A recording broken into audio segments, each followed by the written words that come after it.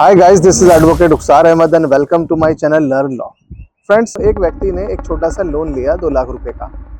Loan लेने के बाद कुछ दिनों तक उसने उस लोन को चुकाया, लेकिन अपनी फाइनेंशियल कंडीशन ठीक ना होने के कारण वो लोन की ईएमआईज डिफॉल्ट हो गई।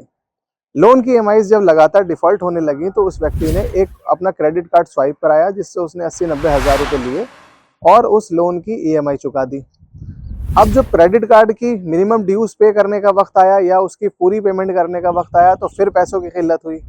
उन्होंने अपने एक दोस्त के क्रेडिट कार्ड को उधार लिया और उससे फिर स्वाइप करे पैसे और फिर से उस क्रेडिट कार्ड की पेमेंट कर दी। कुछ दिनों बाद हुआ ये कि जो मेन लोन था, दूसरा क्रेडिट कार्ड था, इन दोनों की ईएमआईज का जब वक्त आया तो उन्होंने एक और पर्सनल लोन अप्लाई करा और वो लोन लेकर इन तीनों लोन्स की ईएमआईज पे कर दी। इस एक परेशानी में फंसते फंसते कि पहले लोन को चुकाने के लिए दूसरा लोन, दूसरे लोन को चुकाने के लिए तीसरा लोन और पिछले 2 लोन को चुकाने के लिए चौथा लोन, करते करते उस लड़के ने 15 लोन टोटल अपने इस मुसीबत से बचने के लिए ले ली और आखिर में जिस परेशानी से वो बचना चाह रहे थे उस परेशानी में वो 15 टाइम्स और ज़्यादा फंस गए। अब वो क्लाइंट मेरे पास आए, उन्होंने मुझसे पूछा कि सर मैंने ये सब कुछ किया है और आप मुझे इसका सोल्यूशन बताइए। ऐसे बहुत सारे लोग होंगे जो इस तरह की परेशानियों में फंसे हैं, जिन्होंने एक लोन को चुकाने के लिए अनगिनत लोन ले लिए और आखिर में वो अपनी परेशानी को और ज़्यादा बढ़ा बैठे।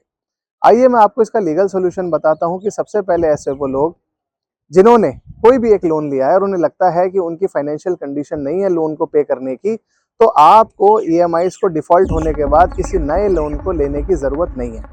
जो भी आपका लोन है उसको डिफ़ॉल्ट होने दीजिए।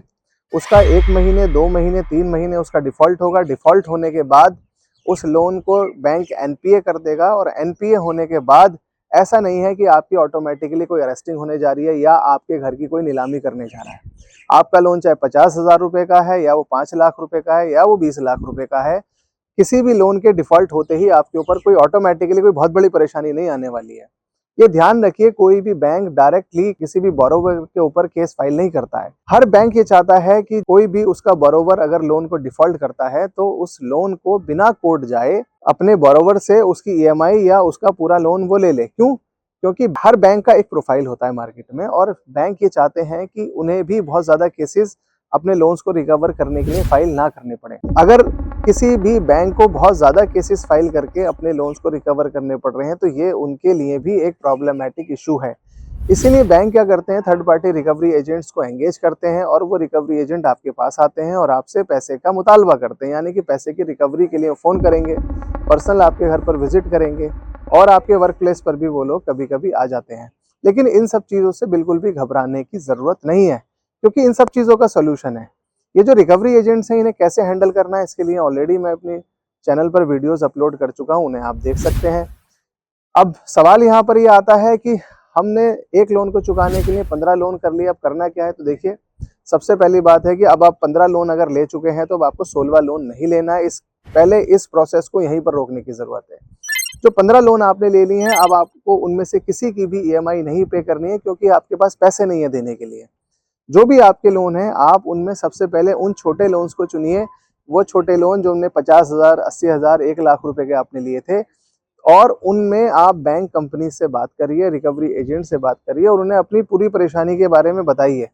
जब आप उन्हें अपनी पूरी परेशानी के बारे में बताएंगे तो ये रिकवरी एजेंट आपको बैंक से कंसल्ट करके कोई अच्छा वेव ऑफ देते हैं। जैसे बहुत सारे मैंने अपने पर्सनल मैटर्स में देखा है कि 1 लाख रुपए के लोन को बैंक कभी कभी 25,000 रुपए में भी सेटल कर देता है। तो अगर किसी 1 लाख की देनदारी को आप 25,000 में निपटा सकते हैं तो उसके लिए बैंक से आप थोड़ा सा टाइम लीजिए और टाइम लेने के बाद 25,000 रुपये दे के आपकी वन टाइम सेटलमेंट हो जाता है और बैंक आपको उसकी बाकायदा एक एनओसी भी प्रोवाइड करता है। तो जब आपने 15 लोन लिए तो इस तरह से आपका एक लोन खत्म हो गया। इसी प्रोसेस को चुनते हुए, इसी प्रोसेस को फॉलो करते हुए आपको सारे लोन्स निपटाने हैं। अब आप कहेंगे कि सर इतना पैसा होता तो हम ईएमआई ना चुका देते। देखिए, ईएमआई आपको हर महीने पे करनी थी और हर महीने आपकी सपोज आमदनी 50,000 है और ईएमआई आपको पे करनी थी 1 लाख की, तो ऑटोमेटिकली वो डिफॉल्ट होनी थी। लेकिन आपकी आमदनी 50,000 रुपये है, आप उस 50,000 रुपये में से हर महीने 20,000 रुपये, 25,000 रुपये सेव करिए। जब एक छोटा सा अमाउंट आपके हाथ में आ जाए तो उस अमाउंट को इकट्ठा करिए और देखिए कि सबसे छोटा लोन आपके कौन सा है जिसको आप चुका सकते हैं।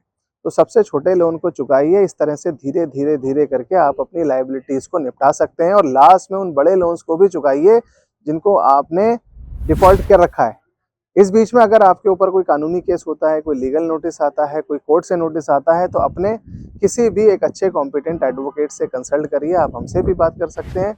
अगर कोई भी ऐसा इशू आप अपनी लाइफ में फेस कर रहे हैं तो मुझे आप इनबॉक्स में लिखिए, जिसका मैं आपको प्रॉपर रिप्लाई करने की कोशिश करूंगा।